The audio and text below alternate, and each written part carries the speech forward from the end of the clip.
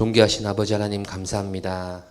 저희들 삶 가운데서 불러내어 주셔서 다시금 하나님의 백성임을 깨달아 알게 하시고 주의 자녀된 권세와 기쁨으로 노래하게 하시고 감사하게 하시니 감사드립니다. 그것을 고백할 수 있는 예배의 자리에 부르셨사오니 하나님의 은총을 기억하며 그 은혜 안에 머무르기를 간절히 소망하는 예배의 시간 되게 하여 주시옵소서. 주님, 밤사이 여러 가지 괴로운 일들이 있었사오나 주께서 붙들어 주셔서 다시금 세우심에 감사드립니다. 이 나라 이 민족 어려움에 빠지지 않도록 붙잡아 주옵시고 하나님의 통치하심과 다스리심을 두려워할 줄 아는 모든 위정자들과 백성들이 되게 하여 주시옵소서. 믿는 주의 백성들이 깨어 일어나 이 시간 이 모든 어려움 속에 주님의 이름을 부르며 간구하며 애타게 부르짖게 하여 주시고 그 골방의 부르짖음과 눈물의 기도를 잊지 않으시고 응답하시는 하나님을 모두가 만나게 하여 주시옵소서. 삶 가운데 여러 가지 모양으로 살아오다가 이 시간 예배 가운데 나와왔습니다. 주님, 우리의 모든 것들을 주께 내어 맡기며 주님의 판단하심과 주님의 어루만지심과 깨닫게 하심과 새롭게 하심을 힘입어 다시금 주의 백성으로 살아갈 소망을 이 예배 가운데 더하여 주시옵소서. 나아오지 못한 이들 너무나 많습니다. 아버지 하나님, 그 삶의 자리 가운데 성령 하나님 찾아가셔서 하나님이 그들의 삶을 붙드시고 인도하시고 다스리고 계심을 고백할 수 있는 귀한 은혜가 그들에게도 있게 하여 주시옵소서. 이 자리를 기억하며 어떻게 하여든지 하서든지 은혜 받는 자리, 은혜 안에 머무는 자리를 사모하여 다 함께 나와 빈자리를 채워 아버지 앞에 큰 기쁨이 되는 우리 통영교회 모두가 되게 하여 주시옵소서. 이 시간 말씀 전하시는 목사님, 성령 하나님 기름 부어 주옵시고 그 말씀 안에 거룩하신 주의 뜻을 깨달아 아는 지혜를 저희들 가운데 더하여 주옵시고 전하시는 목사님과 받는 저희들의 심령 가운데 동일한 은혜 허락하여 주셔서 주의 말씀 붙들고 살아갈 때에 하나님의 베푸심과 인도하심을 한없이 누리는 복된 주의 백성이 다 되게 하여 주시옵소서. 예배의 모든 시종을 주께 의탁드리오며 거룩하신 예수님의 이름으로 기도드립니다. 아멘.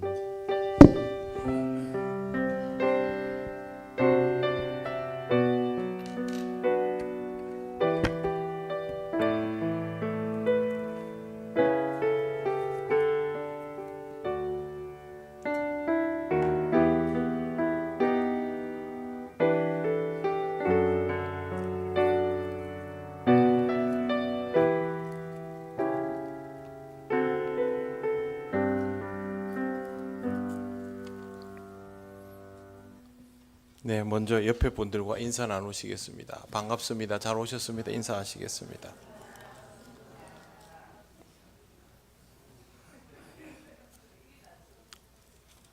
오늘 하나님 말씀 신명기 6장 6절에서 9절입니다.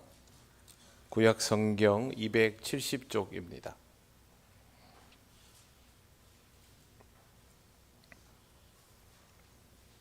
신명기 6장 6절에서 9절 말씀 합독하겠습니다. 오늘 내가 내게 명하는 이 말씀을 너는 마음에 새기고 내 자녀에게 부지런히 가르치며 집에 앉았을 때에든지 길을 갈 때에든지 누워 있을 때에든지 일어날 때에든지 이 말씀을 강론할 것이며 너는 또 그것을 내 손목에 매어 기호를 삼으며 내 미간에 붙여 표로 삼고 또 내 집 문설주와 바깥문에 기록할지니라. 아멘. 기도드리겠습니다. 하나님 감사합니다. 오늘도 주의 말씀을 함께 나눕니다. 주의 은혜 가운데 이 말씀 깨닫고 또 우리의 삶에 새기게 하옵소서. 예수님 이름으로 기도드립니다. 아멘. 난방을 하나만 좀 꺼주십시오. 앞에 있으면 숨을 못 쉽니다. 온도만 22도 정도로 맞춰주시고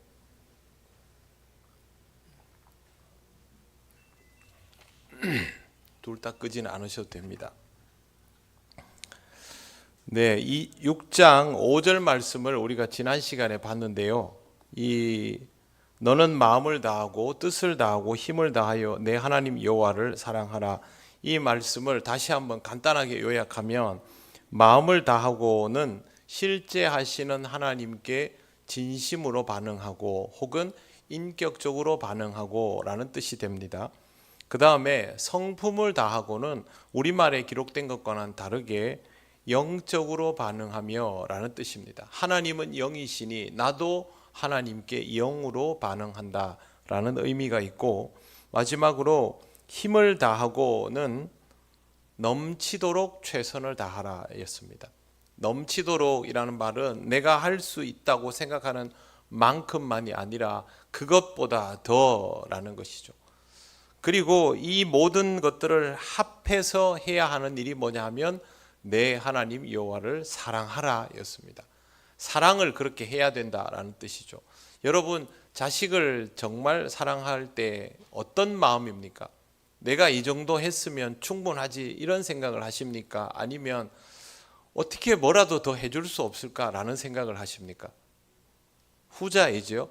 그게 넘치도록입니다. 명령이면 지키면 좋은데요, 사랑하라는 것은 감정이기 때문에 지킨다라는 것으로 해결이 되지를 않습니다. 예전에 결혼할 때 보면 결혼 전에 얼굴 한 번도 안 보고 있다가 딱 만나서 결혼하는 그런 케이스들이 있지 않습니까?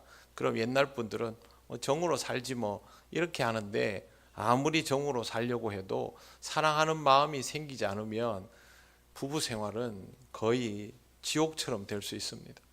결국에는 사랑해야만 하는 것이죠. 그때부터 어떻게 하면 할 수 있을까? 인간적으로는 굉장히 어려운데 성경에 나오는 하나님께서 우리에게 여호와를 사랑하라 이 명령을 주셨을 때는 이유가 있습니다. 왜 이게 가능하냐 하면 하나님께서 우리를 먼저 사랑하셨기 때문입니다. 하나님이 이스라엘을 먼저 사랑하셨기 때문에 이스라엘이 할 일은 그 사랑을 받아들이는 것입니다. 아, 이게 사랑이구나. 하나님은 이런 방식으로 우리를 대하시는구나. 그걸 받아들이는 겁니다. 그게 출발점입니다. 결국 하나님의 사랑에 반응하라는 것인데, 하나님이 우리를 사랑하시는 만큼 우리가 하나님을 사랑하는 것은 불가능합니다. 그러나 거기에 최대한 마음 다해 반응하는 것은 되지 않습니까? 그걸 하라는 것입니다. 제일 먼저 해야 할 일은 하나님의 사랑을 충분히 경험하고 알아야 됩니다. 이것도 사랑이고 저것도 사랑이구나를 알아야 되는데, 그걸 어떻게 알 수 있을까요? 여러분, 하나님이 우리에게 하시는 것이 사랑이다라는 것을 알 수 있는 방법이 뭘까요? 그냥 나한테 내가 필요로 하는 거, 내가 원하는 거를 해주시면 그게 사랑이라고 받아들일까요? 그거 아닙니다. 그게 착각하는 것이죠. 하나님이 나를 사랑하신다라는 것을 제대로 알 수 있는 방법은요, 하나님의 말씀을 이해하는 것입니다. 그게 아니면 알 수가 없습니다. 우리가 굉장히 영적인 존재라서 하나님 앞에 그렇게 영감으로 반응할 수 있는 뛰어난 존재는 아닙니다. 결국에는 성경을 읽고 성경 안에서 하나님의 속내를 펼쳐볼 수 있어야 됩니다. 쓱 지나가고 갑자기 맞닥뜨리는 것으로는 안 된다는 거죠. 그게 어떤 의미였는지 성경을 보면서 이런 것들이구나, 그걸 알아야만 하나님이 나를 얼마나 사랑하시는지를 아는 것이죠. 저는 어릴 때 아버지에게 회초리를 맞은 적이 많습니다. 맞을 짓을 했습니다. 그런데 계속 맞으면요, 정말 내 친아빠가 맞나? 라는 생각이 듭니다. 어쩔 수 없지요. 그런데 제가 아버지가 어느 날부터 나를 꾸지람하는 것에 대해서 그 나쁜 감정이 아니라 왠지 모를 감정이 생기는 걸 느꼈습니다. 그거는 아버지의 마음을 헤아리기 시작하면서부터입니다. 그런 마음은 지금도 그대로 가지고 있지요. 모르면 그게 사랑인지도 알 수 없습니다. 결국 우리가 할 수 있는 것은 하나님의 말씀을 보아야 하는 것인데요, 말씀을 봐야 한다라는 이유가 6절에 나옵니다. 오늘 내가 내게 명하는 이 말씀을 너는 마음에 새기고 라고 되어 있습니다. 오늘입니다. 오늘 내가 내게 명하는 말씀은 쉐마 이스라엘입니다. 하나님이 이스라엘에게 들으라고 하셨던 이 말씀인데요, 이걸 마음에 새겨야 합니다. 쉐마 이스라엘이 중요한 이유는 그들이 성경에 대하여 이미 알고 있기 때문입니다. 성경을 모르면 이스라엘아 들으라, 너희 하나님 여호와는 오직 하나인 여호와시니 라고 말을 해도 그게 무슨 뜻인지를 모릅니다. 그러니까 하나님과 이스라엘 간에 주고받은 역사적 내용들이 있어야 이스라엘아 들으라 그러면 어떤 스토리를 통해서 이 말씀을 주시는가, 그게 되는 거죠. 제가 여러분에게 말씀을 전하면 여러분들은 제가 전하는 내용을 굉장히 잘 알아듣습니다. 어떤 의미로 얘기하는지도 알아듣습니다. 그런데 다른 교회 가서 설교를 해보면 초반에 한 5분 10분은요 벽에 대고 하는 것 같습니다. 무슨 말을 하려는지도 감을 잡지 못하고 그냥 어리둥절하면서 한 10분이 지나갑니다. 그동안 저하고 주고받은 말씀에 대한 교감이 없는 공동체이기 때문에 그런 현상이 생길 수 있는 것이죠. 이스라엘아 들으라, 이 말은요 성경을 알고 있는 공동체에게 주시는 것이고, 그리고 6절 말씀은 쉐마 이스라엘을 매일 외우라는 의미가 아닙니다. 하나님의 말, 너는 마음에 새기고는요 마음에 하나님의 말씀이 늘 머물러 있게 하라, 그런 뜻입니다. 요 구절만 외우라는 것이 아니라 하나님이 주신 모든 말씀을 내 마음에 머물러 있도록 그렇게 하라는 것이죠. 운동선수들이나 아니면 그 예능 하시는 분들, 예술가들, 이런 분들은 기능이 굉장히 중요하지 않습니까? 그런 분들이 사용하는 표현이 있습니다. 몸이 기억하도록. 이렇게 해야지 라고 해서 하는 게 아니고요, 그게 자연스럽게 나올 수 있도록 하는 겁니다. 혹시 기회가 되시면 유튜브에서 권투 선수들이 이렇게 펀치를 주고받는 장면을 아주 짧게 편집해 놓은 영상을 기회가 되시면 한번 보시면 좋겠는데, 실제로 그 영상에서 나오는 시간은요 1초에서 2초입니다. 그래서 우리가 일반적인 눈으로 보면 이게 어떻게 하다가 상대방 선수가 넘어졌는지를 모릅니다. 그런데 그걸 느린 화면으로 쭉 늘려놓으면 이 선수들이 1초, 1.5초 사이에 주먹을 5번, 6번 주고받고 그 주먹을 다 피하면서 마주 때리고를 몇 번 이렇게 합을 주고받는데요, 그걸 보고 있으면 놀랍습니다. 주먹이 오네, 피해야지. 저 사람이 이렇게 때리면 내가 이렇게 피해서 이렇게 때려야지. 그렇게 해서는 그걸 못합니다. 본능적으로 알아서 그렇게 움직여주는 겁니다. 운동선수들이, 투수가 시속 150km의 공을 자기가 원하는 곳에다가 딱딱 넣을 수 있는 방법이 뭘까요? 어떤 공식으로 그렇게 할 수 있을까요? 피아노를 치거나 성악을 하거나 악기를 다루는 사람이 악보도 보지 않고 우리가 상상할 수 없는 빠른 속도로 그 악기를 다룰 수 있는 이유가 뭘까요? 연습 많이 해가지고 그 연습을 하는 이유는요, 몸이 다 기억하도록 하는 겁니다. 거의 자동화된 것처럼 반응하도록 그렇게 하는 것이죠. 신앙생활도 몸이 기억하도록 하는 겁니다. 나 자체가 반응할 수 있도록 하나님 앞에 의식적으로 뭘 해야지 라는 수준을 넘어서서 하나님 앞에 신앙으로 할 수 있는 모든 것들이 자연스러워지는 단계까지 나아가야 하는 것이죠. 여러분, 예배가 몸에 익은 사람은 예배를 힘들어하지 않습니다. 공부가 몸에 익은 사람도 오래 앉아 있는 걸 힘들어하지 않습니다. 그건 당연한 것이죠. 주일날 여러분 하루 종일 교회에 계시죠. 새벽부터 계시는 분들, 오후에 늦게까지 계시는 분들도 있잖아요. 그런데 여러분, 이 시간을 계속 시계를 보면서 한번 보낸다고 생각을 해보십시오. 예비군 훈련 받듯이 굉장히 힘들게 느낄 겁니다. 못 느끼시잖아요. 그거는 여러분에게 그만큼 익숙해졌다는 거죠.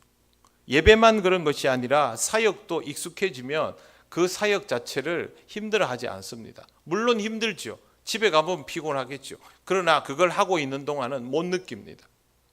내 몸에 결국 입력이 돼 있기 때문입니다. 그런데 이런 사역이나 예배뿐만이 아니고 신앙생활에 있어서 하나님의 말씀도 그렇게 내 몸에 착 붙어야 됩니다. 성경을 읽는 것이 익숙하고 당연하고 자연스러워져야 하는 것이죠. 성경 말씀에 그런 내용이 있습니다. 시편 119편 105절 기억나시죠? 뭔지 아십니까? 주의 말씀은 내 발의 등이요 내 길의 빛이니이다. 이게 그런 말씀이죠. 시편 1편에 오직 여호와의 율법을 주야로 묵상하는 자로다. 이것도 똑같은 겁니다. 어떻게 이게 가능해질까? 이렇게 생각하시면 됩니다. 하루 3끼 밥 먹는 것보다 성경 읽는 게 더 자연스러우면 가능해집니다. 하실 수 있겠습니까? 잘 안 될 것 같죠? 네, 저도 생각해 봤는데 이게 쉬운 건 아니겠구나라는 생각을 했습니다. 그런데 여러분, 매일 성경을 읽습니까?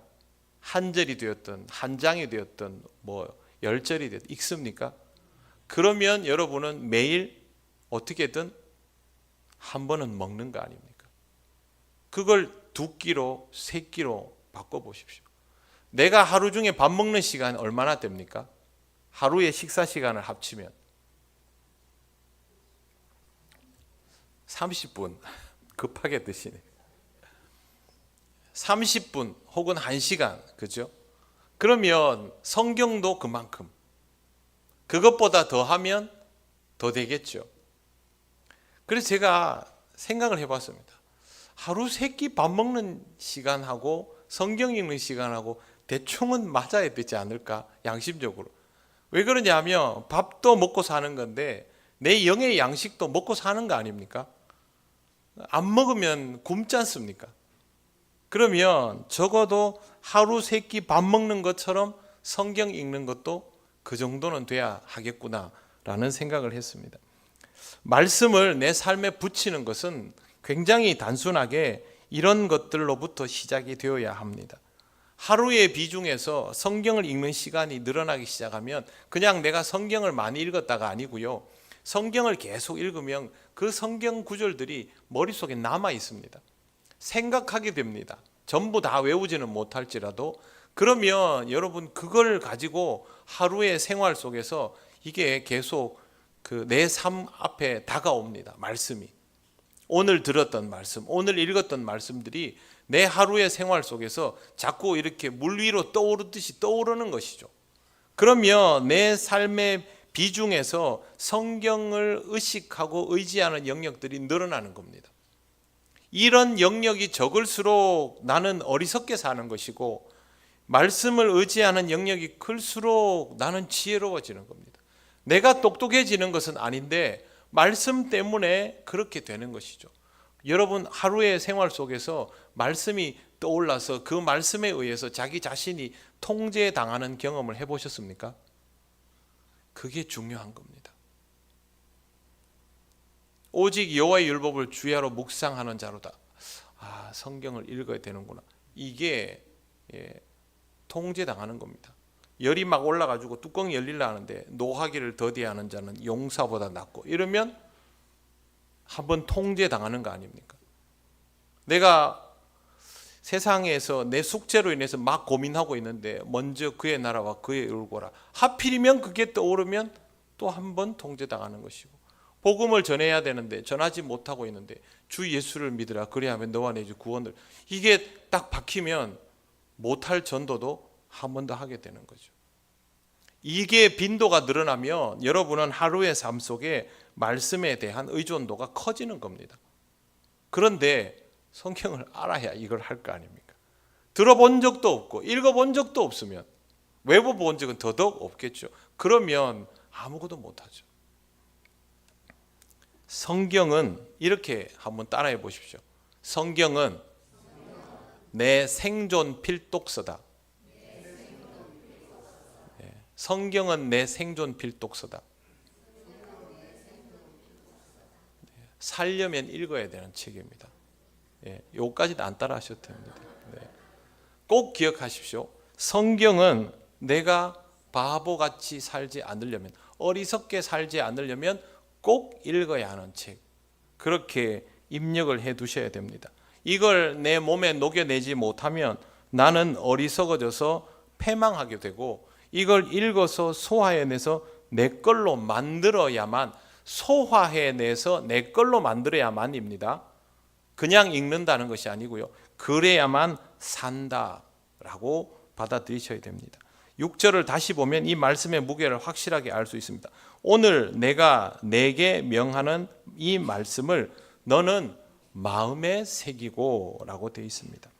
하나님은 구체적인 방법도 친히 알려주시며 여기에도 무게감이 있습니다. 이제 7절 말씀을 같이 읽겠습니다. 시작. 내 자녀에게 부지런히 가르치며 집에 앉았을 때에든지 길을 갈 때에든지 누워 있을 때에든지 일어날 때에든지 이 말씀을 강론할 것이며. 아멘. 이 구절이 얼마나 중요한지 모릅니다. 부지런히 가르쳐야 되는데요, 오해를 많이 합니다. 여기서 부지런히 가르친다는 말의 의미는 뭐냐 하면 이렇게 생각하십니다. 갈아서 날카롭게 한다, 그런 의미가 있습니다. 풀었으면 말씀이 의미하는 바를 예리하게 파악하여서 가르쳐 주는 것을 뜻합니다. 마음에 새긴다는 말은 계속 반복해서 내 몸에 붙여버리는 것을 뜻하는데, 주입식 암기 교육을 하는 것이 아니라 정확한 의미를 예리하게 파악해서 가르치는 것이 부지런히 가르치는 것입니다. 성경 구절을 암송하지 않으면 밥을 안 주는 어머니가 있었습니다. 그래서 그 아이는 밥을 먹기 위해서 매일 성경 구절을 외웠습니다. 덕분에 성경 구절을 교회에서 제일 많이 아니까 성경고사 이런 데 대표로도 나가고 교회에서 툭 하면 암송도 했습니다. 그런데 청년이 되어서 그렇게 고백을 합니다. 성경 구절 외우는 게 제일 싫었다. 너무너무 싫었다. 나중에 그 아이는 목사님이 됐습니다. 그런데 그 성경 구절에 대한 것을 떨치지를 못했습니다. 인생에 그 유연함이 없는 아이가 되어버렸습니다. 강박이 생겼습니다. 성경을 가르치는 것은 그런 방식이 되어서는 안 됩니다. 매일 성경 구절을 외우게 하는 것을 할 수 있지만 자녀에게 부지런히 가르치면 그런 의미가 아닙니다. 말씀이 무슨 의미인지 자기가 먼저 깊이 있게 이해해서 자신의 것으로 소화시킨 다음에 자식에게 그것을 소화시켜 주는 것을 뜻합니다. 이걸 하려면 성경을 좀 더 전문적으로 공부할 필요가 있습니다. 7절 뒷부분에 보십시오. 마지막에 이렇게 되어 있습니다. 이 말씀을 강론할 것이며. 강론하다라는 말은요, 가르치고 나서 토론한다라는 뜻입니다. 히브리어 단어는 웨딤 바르타인데요, 이 단어의 원형이 다바르, 말이라는 데서 나왔습니다. 그러면 성경에 대해서 설명을 하고 그 다음에는 토론한다는 겁니다. 여러분 집에서 자녀와 성경에 관하여 토론해 보신 적 있습니까? 이스라엘 사람들은 그렇게 합니다. 이스라엘은 밖에서 공부를 하지 않습니다. 집에서 공부를 하고 회당 가서 확인을 합니다. 성경 공부는 다 집에서 합니다. 회당에서 모이면, 도서관에서 모이면 토론을 하죠. 집에서 공부 다 한 걸 들고 와서. 그런데 우리는 이걸 하지 않습니다. 우리는 우리 자녀들이 신앙적이지 않은 것에 대한 걱정을 많이 합니다. 그런데 왜 신앙적이지 않을까요? 우리는 그래도 좀 신앙적인데요. 당연한 것입니다. 신앙적으로 키우지 못했기 때문입니다. 신앙의 행위를 하라고는 늘 말했지만 신앙이 무엇인지에 대해서 성경을 가지고 가르쳐 주지를 않은 채로 신앙 행위를 하라고 계속 얘기했거든요. 자식들은 궁금합니다. 내가 왜 예수를 믿어야 되는지, 하나님이 왜 창조주인지. 교회 안 다니는 내 친구들은 하나님 없다 하는데 나는 거기에다 대놓고 뭐라고 말을 해야 되는지, 기도는 어떻게 해야 되는지, 성경을 꼭 읽을 필요가 있는지, 이게 궁금합니다. 그런데 내 자식이 나한테 이걸 묻지 않는다? 나에게 그 답을 얻을 수 없다고 생각하면 안 묻습니다. 우리는 그런 식으로 자식을 키웠습니다. 그러니 우리 아이들이 성경적이고 신앙적인 무언가를 할 수 있는 토대를 못 가졌지요. 물론 어려운 일이지요. 자식을 성경을 가르치고 한다는 게 쉬운 일 아닙니다. 그럼에도 불구하고 이 길밖에 없다면 그렇게 해야 하지 않습니까? 근데 우리는 이걸 안 했기 때문에 우리 아이들의 신앙이 좋을래야 좋을 수가 없는 겁니다. 우리는 성경 이야기를 해줘야 될 시간에 다른 걸 더 많이 얘기했고, 성경적인 지식이 자라고 그것이 인격적으로 승화되기를 기다려주지 않고 다른 것들이 더 빨리 성장하기를 바라고 요구했습니다. 그래서 지금 이 시대, 다음 세대가 신앙생활을 열심히 하는 사람이 별로 안 많은 겁니다. 요즘 애들은 안 돼. 그렇게 얘기하면 안 됩니다.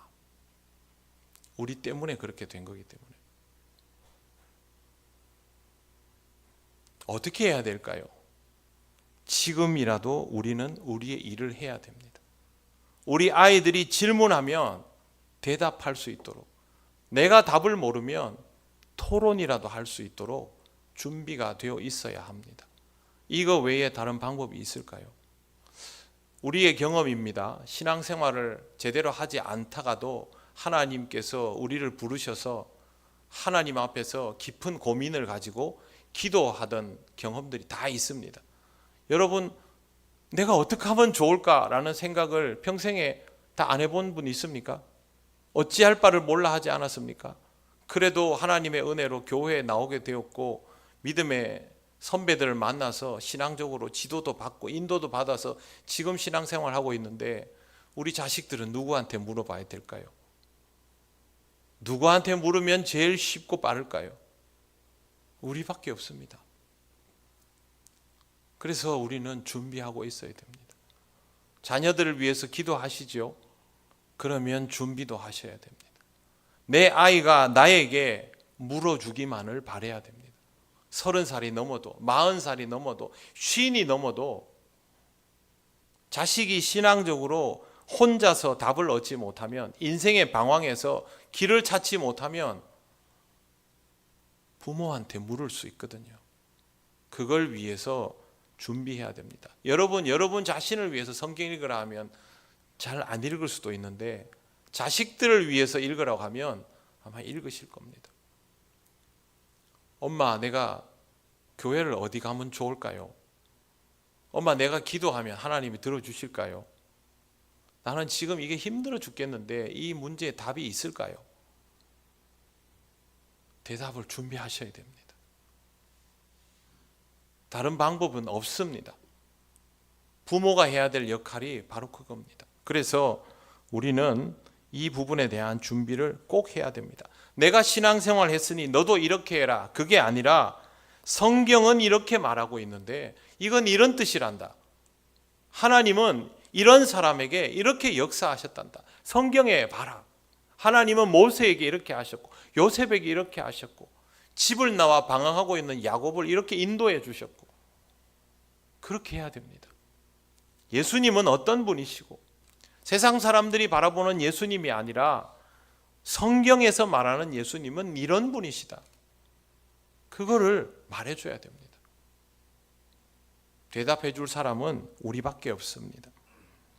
자식이 이게 어떤 의미인가요? 물으면 이런 뜻이다 라고 대답해 줄 수 있는 부모가 되도록 여러분이 자녀를 위해서 성경을 꼭 읽으시기를 바랍니다. 여기에는 예외가 없습니다. 반드시 그렇게 하셔야 됩니다. 그리고 이제 8절과 9절 보십시오. 같이 읽겠습니다. 너는 또 그것을 내 손목에 매어 기호를 삼으며 내 미간에 붙여 표로 삼고 또 내 집 문설주와 바깥문에 기록할지니라. 아멘. 유대인들 보면 뭐 이마에다 뭐 붙이고 손에도 붙이고 해가지고 이렇게도 보고 이렇게도 보고 요란을 떱니다. 유대인들은 이걸 문자적으로 받아들여서 실제로 네 종류의 성경 구절을 지니고 다니고 벽에 붙였습니다. 첫 번째는 유월절 규례입니다. 출애굽기 13장 2절부터 10절이고요. 두 번째는 초태생, 장자의 성별에 대한 규례가 두 번째입니다. 세 번째는 오늘 우리가 읽은 쉐마 이스라엘, 신명기 6장 4절에서 9절이고, 네 번째는 율법에 대한 복종 규례입니다. 출애굽기 11장에 나옵니다. 그런데 이걸 몸에다 붙이고 벽에다 바르면 뭘 합니까? 말씀의 의미를 자기 것으로 소화시키지 못하면 아무런 소용이 없습니다. 예수님은 뭘 암송하라 하시지 않았습니다. 그런데 예수님은 이해하도록 하셨습니다. 무슨 뜻인지를 모르면 소용이 없다는 식의 가르침이 정말 많습니다. 그러면 우리는 말씀을 이해해야 됩니다.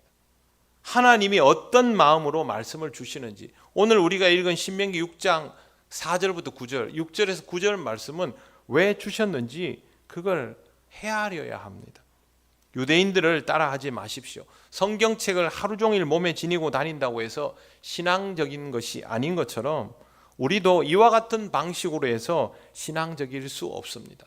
제가 지금 성경 1독하고 지금 2독째 하고 계시잖아요. 이거를 여러분들이 하시는 거를 너무너무 저는 기쁘고 감격적으로 보고 있는데, 그 이유는 이렇게 하면 말씀의 의미를 자꾸 묵상하게 되기 때문입니다. 저는 4박 5일, 3박 4일 1독도 해봤습니다.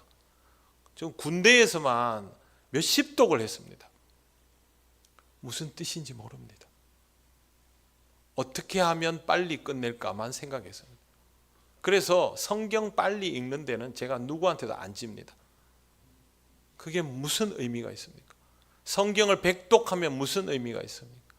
그게 무슨 말인지 하나도 모르는데, 성경을 천천히 읽으면서 하나님의 사랑이 어떤 식으로 우리에게 표현되고 어리석은 인간들은 그 사랑을 얼마나 오해하고 살았는지, 그 사랑을 다시 한번 드러내어 주시기 위하여 독생자를 왜 보내셨는지, 거기에 대해서 인간은 또 어떻게 반응했는지를 천천히 보시며 실질적으로 그 내용들을 이해해야 됩니다.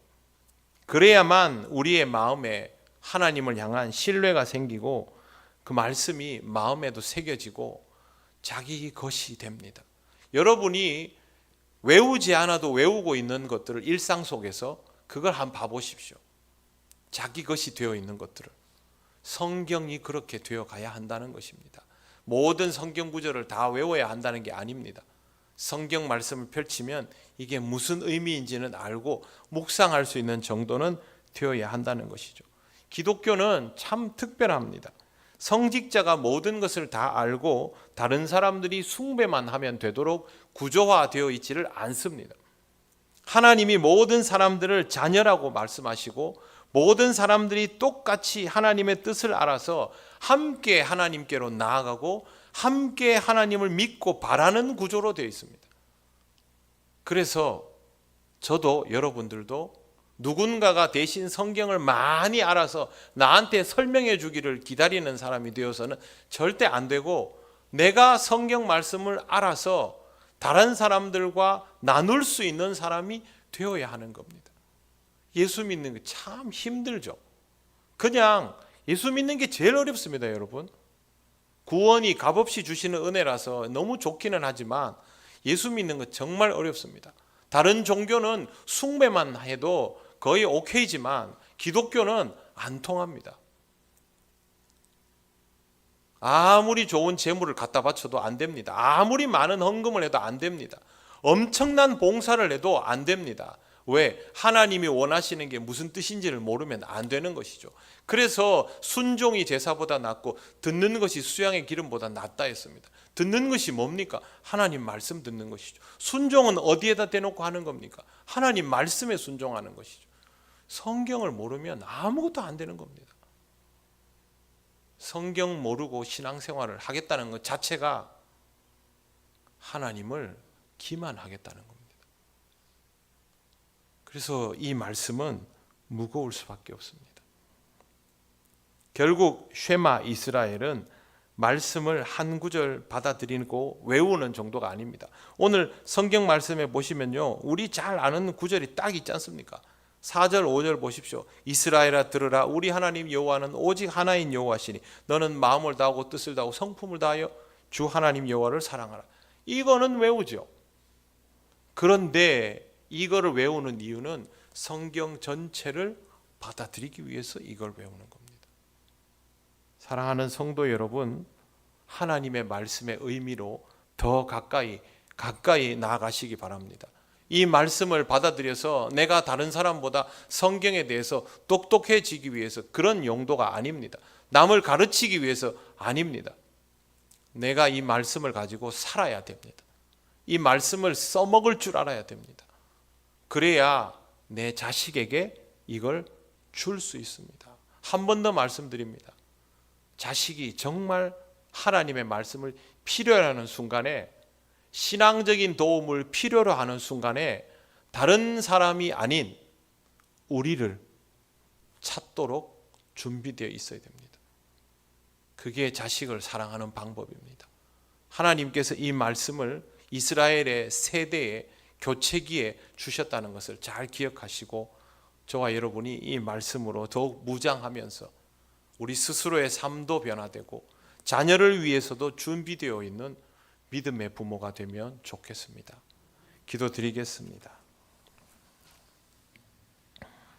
하나님 앞에 이렇게 기도하기 원합니다. 하나님, 하나님의 말씀을 듣는 쉐마가 나에게 온전히 이루어지기 원합니다. 말씀에 더 가깝게, 더 깊이 다가서며 하나님 말씀을 내 것으로 소화하여서 하나님 말씀을 내 자녀에게 유산으로 물려주는 부모가 되게 하여 주시옵소서. 다 같이 기도드리겠습니다.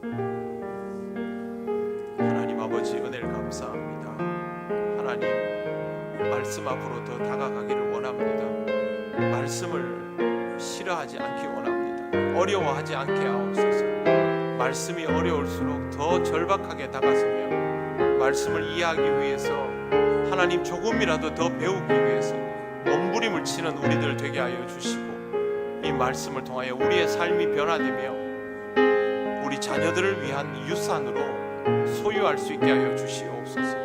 하나님 아버지, 말씀으로 내 자식을 살리기를 원합니다. 내 자녀들을 지키기를 원합니다. 성령님께서 먼저 우리를 변화시켜 주셔서 말씀 위에 서게 하시고 우리 자녀들에게 말씀을 가르치고 함께 성경 이야기를 나눌 수 있는 믿음의 가정들이 될 수 있도록 하나님 인도하여 주옵소서. 다른 어떤 것들보다 주의 말씀으로 내 자녀를 살리게 하여 주옵소서. 하나님, 우리를 도우시옵소서.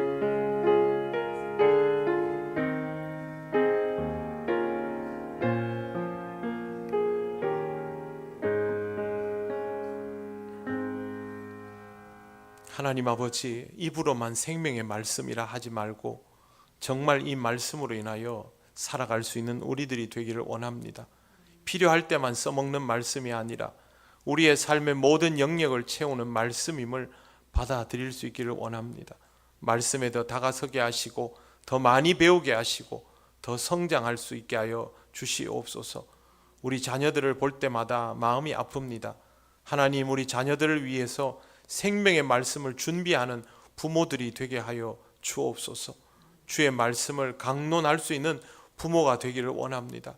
정말 힘들고 어려울 때, 도움을 필요로 할 때 하나님의 말씀으로 전해줄 수 있는 우리들이 되기를 원하오니, 영이신 하나님 아버지, 우리의 삶이 말씀으로 준비되게 하여 주시옵소서. 하나님 인도하여 주심을 믿고 감사드리며 예수님 이름으로 기도드립니다.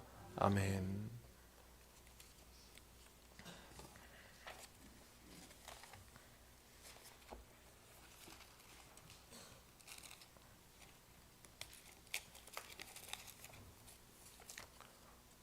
교회 소식 전하겠습니다. 대림절이 시작이 되었습니다. 우리를 위하여 오시는 예수님을 기쁨으로 기다리며 맞이하는 대림절 되시길 바랍니다. 다가오는 주일 오후 예배는 안디옥 선교회 헌신 예배입니다. 강사는 대구 둥지교회 신경희 목사님입니다. 이 교회는 일반 우리 보통 교회와는 좀 형태가 다릅니다. 목사님이 오시면 우리한테 굉장히 은혜도 되고 도전도 되는 말씀을 전해 주실 것입니다. 기도하면서 말씀을 들을 준비를 하시면 좋겠습니다. 이번 정책당회는 저희가 되게 오랜만에 바깥으로 나가게 되었습니다. 6일과 7일 양일간 이루어지는 정책당회를 위해서 기도해 주시기를 바랍니다. 이번 주 금요일 기도회는 정책당회 관계로 모이지 않습니다. 각 기관 총회를 하시고 보고서를 사무실에 제출해 주시기 바랍니다. 김장을 잘 마쳤습니다. 예전에는 이 김장이 참 우리한테는 숙제라는 생각이 들었는데요. 숙제가 아니고 축제가 됐습니다. 그리고 어려운 일손이 필요할 때는 더 많이 오시는 걸 보고 굉장히 놀라고 은혜 받았습니다. 수고해 주신 분들께 너무 감사를 드리고 앞으로도 교회의 모든 일들을 이렇게 즐거운 마음으로 감당하시면 좋겠습니다. 성탄 사랑 나누기를 합니다. 어려운 이웃을 위해서 작은 사랑을 모아서 그들에게 조금이라도 온기를 전해줄 수 있으면 좋겠습니다. 여러분의 형편도 넉넉지 않을 것입니다. 그러나 하나님이 주시는 은혜를 기억하고 기쁘게 동참을 해 주시기 바랍니다. 크리스마스 되기 전에 전달할 수 있으면 좋겠습니다. 그래서 12월 15일 주일까지 마감을 해 주시면 좋겠습니다. 문의는 김부종 장로님께 해 주십시오. 하반기 이후 초청 주일이 12월 22일 주일입니다. 기도하면서 하나님께 올려드릴 생명을 마음에 품고 먼저 명단을 사무실에 제출해 주시기를 바랍니다. 성탄 축하 공연 준비 잘 해주시고요. 교회 달력 아직 수령하지 않은 구역들은 수령하시면 되겠습니다. 다른 광고는 주보 참조하시기 바랍니다. 이제 우리 다 같이 주님께서 가르치신 기도를 올려드립니다. 하늘에 계신 우리 아버지, 아버지의 이름을 거룩하게 하시며 아버지의 나라가 오게 하시며 아버지의 뜻이 하늘에서와 같이 땅에서도 이루어지게 하소서. 오늘 우리에게 일용할 양식을 주시고 우리가 우리에게 잘못한 사람을 용서하여 준 것 같이 우리 죄를 용서하여 주시고 우리를 시험에 빠지지 않게 하시고 악에서 구하소서. 나라와 권능과 영광이 영원히 아버지의 것입니다. 아멘. 감사합니다.